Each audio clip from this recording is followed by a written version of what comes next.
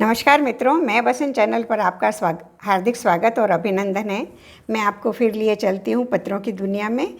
और उससे पहले कि पाती एक मीत को इसका पत्र मैं आपके सामने प्रस्तुत करूँ, उससे पहले इस पाती मुहिम के जनक आदरणीय डॉक्टर सूरज सिंह जी नेगी और मीना जी और उनकी समस्त टीम का और पाती परिवार का हार्दिक स्वागत और अभिनंदन करती हूँ कि उन्होंने इस मुहिम को चालू रखकर अपनी भावनाओं को दूसरों तक पहुँचाने का हम सभी को सौभाग्य दिया। और इसी श्रृंखला का अगला पत्र मैं आपके सामने प्रस्तुत करने जा रही हूँ। सुनिए, यह पत्र अजमेर से दिनांक 18 मई 2020 को लिखा गया है। सुनिए, प्रिय मित्र, सप्रेम वंदे। कोरोना लॉकडाउन का चौथा चरण प्रारंभ हो चुका है, पर न जाने आज तुम क्यों याद आए। नयनों के रास्ते हृदय में उमड़कर सहसा श्याम घन छा गए। नयनों के सागर में तुम्हारी छवि धूमिल धूमिल सी नज़र आने लगी। कोरोना लॉकडाउन में संक्रमण काल में बस तुम ही तुम नज़र आए। किसी ने खूब कहा है, दुनिया में यूँ तो सैकड़ों दर्दमंद मिलते हैं, काम के लोग चंद मिलते हैं। जब मुसीबत का वक्त आता है तो सबके दरवाजे बंद मिलते हैं। आज लॉकडाउन के चलते नैतिकता के टूटते तटबंधों के बीच तुम्हारा सेवा भाव बड़ा ही दुष्कर कार्य है। परमपिता परमेश्वर की असीम अनुकंपा एवं मेरे अनेक पूर्व जन्मों के संचित पुण्य कर्मों के प्रतिफल स्वरूप मेरे जीवन में तुम जैसे मित्र का उदय हुआ। मुझे तुम पर गर्व है मित्र। भौतिक जीवन से परे एक और हमारा जीवन है, जिसे आत्मिक जीवन कहते हैं। बहुत करीब के रिश्ते और प्यार में ही वह शक्ति है जो भौतिक नहीं आत्मिक ही है। तुम आत्मा से जुड़कर अपना कर्म कर लोकमानस के भी मित्र बन गए। मुझे नाज है तुम पर।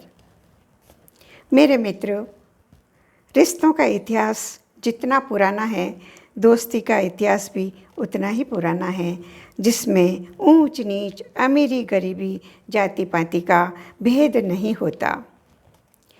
सांदीपनी आश्रम में शिक्षा ग्रहण करते समय कृष्ण घोषित राजकुमार नहीं थे, लेकिन नंद के बेटे के रूप में हैसियतमंद अवश्य थे। उधर सुदामा गरीब ब्राह्मण के रूप में उनके मित्र थे। जब सुदामा को अपनी विपन्नता में कृष्ण की याद आई, तब तक कृष्ण द्वारकाधीश बन गए थे। आज तुम अपने पद पर प्रतिष्ठित होकर जन जन के सेवा भावी बन गए। जिस तरह कृष्ण ने सुदामा को अपने बचपन की मित्रता का जो प्रतिफल दिया, वही आज तुम्हारी सेवा ने जन जन को दिया है। मित्र, ये शाश्वत सत्य है कि मित्रता में कोई बंधन नहीं होता, कोई दीवार नहीं होती, कोई मजहब नहीं होता। आप मेरे लिए ज़िंदगी की सौगात हो। आपने मित्रवत भावनाओं को भक्ति में बदल दिया, ठीक उसी प्रकार जैसे राजस्थान की राधा मीरा का कृष्ण प्रेम, जिसकी परिणति मरिया पाछे स्वर्ग मिले है। मैं सुनियो री मीरा, पण तू जीवतड़ी श्याम समागी री मीरा। यह है आपके और मेरे बीच समर्पित भावना, जो पूजा और उपासना में रूपांतरित हो गई। मेरे अनुपम सखा, मित्रता कभी लैंगिक भिन्नता को नहीं देखती है।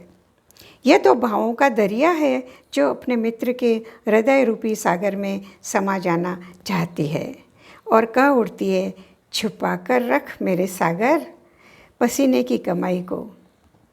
पौराणिक दुनिया में हम दृष्टिपात करें तो कृष्ण और द्रौपदी की मित्रता जो स्त्री और पुरुष के मध्य है, चाहे मामला चीरहरण हरण का हो या वनवास में ऋषि दुर्वासा का अपने शिष्यों के साथ द्रौपदी की कुटिया में आने का हो। कृष्ण ने हमेशा द्रौपदी के साथ मित्रता निभाई है। उसी प्रकार तुमने कृष्ण बनकर चाहे प्रशासनिक क्षेत्र हो, समाज सेवा का हो, रचनात्मक सृजनात्मक कार्य हो, मित्रता का अनूठा उदाहरण प्रस्तुत किया है।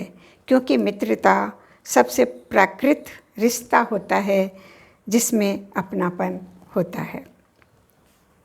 कहीं खून का रिश्ता भी नहीं दर्द जगाता, कहीं कोई अपना न होकर भी अपना बन जाता। अपनी इच्छाएं, अपना सुख दुख सब त्याग कर समर्पण मार्ग के पथिक बनना होगा। इस लॉकडाउन में मित्र, जब मुझे हार्ट अटैक आया तब तुमने जिस तरह संभाला भुलाया नहीं जा सकता। तुम्हारा त्याग और समर्पण अविस्मरणीय रहेगा।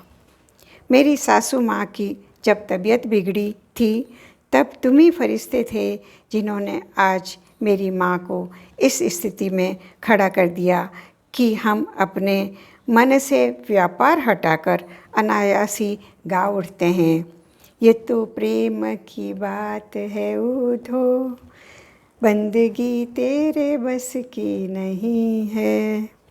आपकी और मेरी मित्रता मन के कच्चे धागे से बंधी हुई परिपक्वता पवित्र है, परिभाषित नहीं। ऐसी है हमारी मित्रता। इसी मित्रता के लिए मैं कई वर्षों से चुन रही थी सुंदर सुंदर प्रसून बना सकूं उनसे तुम्हारे लिए हार का उपहार। तुम्हारी विद्वता के आगे सबकी महक और रंगत फीकी लगी, दे न पाई उपहार। इस भक्ति भाव में न शुक्रिया न क्षमा, यही विधान है। एक दोस्ती ही तो दोस्त का अभिमान होता है।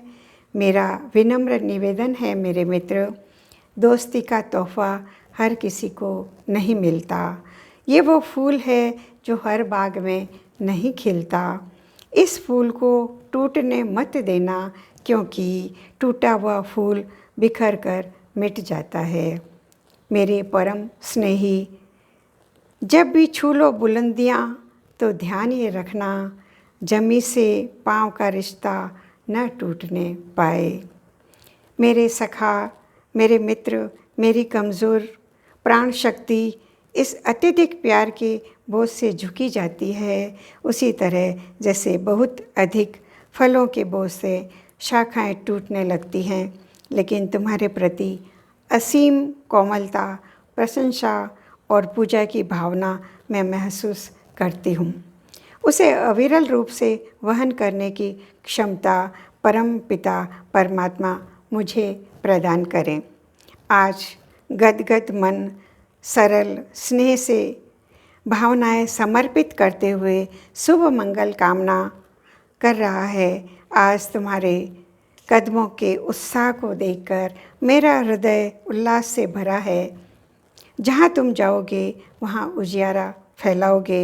मैं उर की वीणा पर प्रभु से प्रार्थना करती हूँ, वह शक्ति हमें दो दयानिधे, कर्तव्य मार्ग पर डट जाए, कर सेवा पर उपकार में हम जग जीवन सफल बना जाए।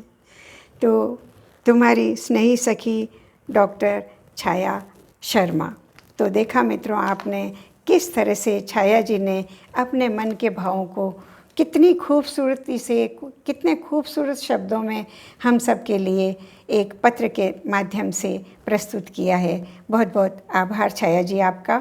और मित्रों, मैं पुनः आपसे विदा लेने से पहले आदरणीय डॉक्टर सूरज सिंह जी नेगी, उनकी समस्त टीम और उनके परिवार और समस्त पाती परिवार का हार्दिक अभिनंदन करती हूँ कि आप इसी तरह पाती परिवार को आगे बढ़ाते रहें, और मेरी आप सभी के लिए हार्दिक शुभकामनाएं हैं। तो मित्रों, फिर मिलेंगे, पत्रों की दुनिया के साथ आपसे मुलाकात होगी।